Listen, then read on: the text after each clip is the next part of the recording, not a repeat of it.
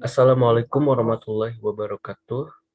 Saya Nasrullah dan pada kesempatan kali ini saya akan menjelaskan mengenai Accounting Management Environment yang dimana video ini dibuat bertujuan untuk memenuhi tugas dari mata kuliah akuntansi manajemen dengan dosen pengampu Dr. Gustian Juanda.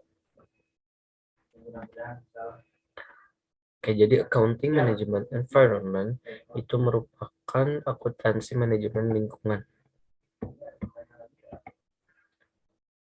Hal-hal yang akan dibahas pada video ini yaitu ada definisi dan tujuan, lalu prinsip utama, ada pengelolaan dan pengendalian biaya lingkungan, dan triple bottom line accounting.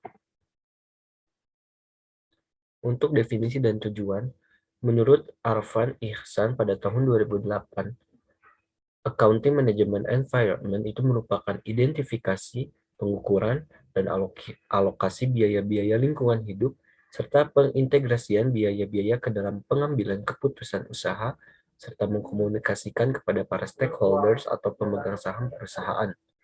Menurut IFAC pada tahun 2005, Accounting Management Environment itu merupakan pengelolaan lingkungan sekaligus kinerja ekonomi organisasi melalui pengembangan dan implementasi sistem dan praktik akuntansi yang sesuai dengan kebutuhan perusahaan tersebut. Selanjutnya, Accounting Environmental Management itu merupakan istilah yang berkaitan dengan dimasukkannya biaya lingkungan ke dalam praktek akuntansi perusahaan atau lembaga pemerintahan sebagai dampak atau impact baik moneter maupun non-moneter yang harus ditanggung perusahaan.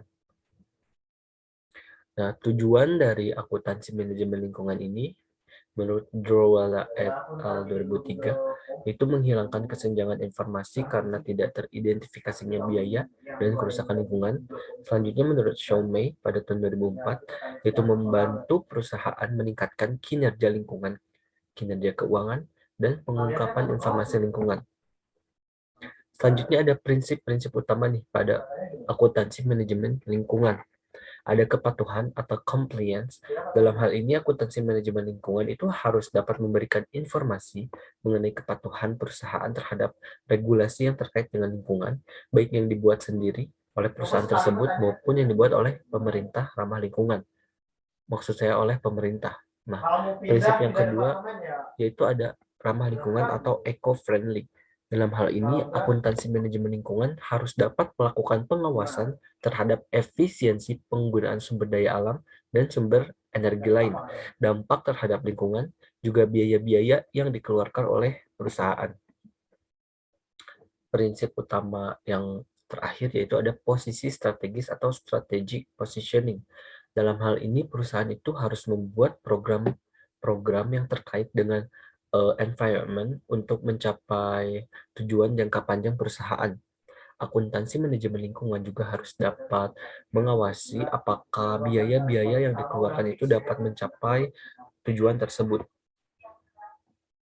Selanjutnya ada pengelolaan dan pengendalian biaya lingkungan. Terdapat biaya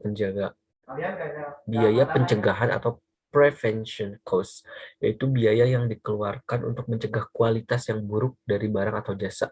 Contohnya biaya perancangan produk ramah lingkungan, dan lain-lain.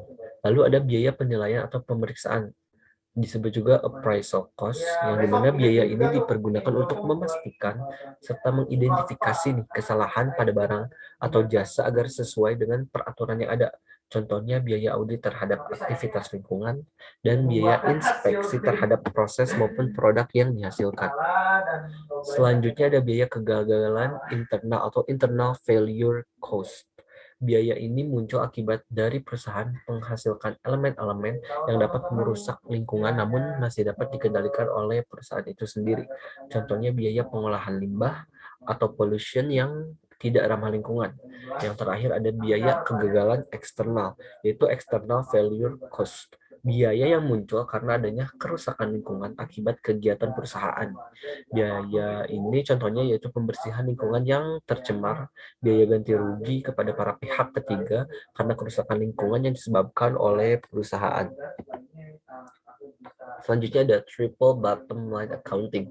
Jadi gagasan ini pertama kali itu diperkenalkan pada tahun 1988 oleh John Elkington. Ini merupakan sebuah konsep pengukuran kinerja suatu perusahaan yang menggunakan indikator keuangan maupun non-keuangan. Terdapat tiga pilar utama pada triple bottom line accounting ini. Untuk pilar pertama yaitu ada people. Pilar ini menekankan pentingnya praktik bisnis perusahaan yang memperhatikan tenaga kerja. Yang kedua yaitu pilar planet. Pilar ini itu berkaitan dengan pengelolaan sumber daya yang dimiliki dan sumber daya yang dimiliki perusahaan dengan baik, terutama sumber daya alam. Lalu yang terakhir ada pilar profit. Pilar ini tidak hanya sekedar mencari keuntungan saja, namun dapat menciptakan bisnis yang adil dan beretika. Oke, terima kasih. Mungkin hanya sekian yang dapat saya jelaskan. Dan seperti biasa, untuk link sumbernya akan saya taruh di link box description di bawah. Terima kasih dan mohon maaf apabila apa yang saya jelaskan kurang jelas. Teman-teman bisa cari sumber-sumber lain. Wassalamualaikum warahmatullahi wabarakatuh.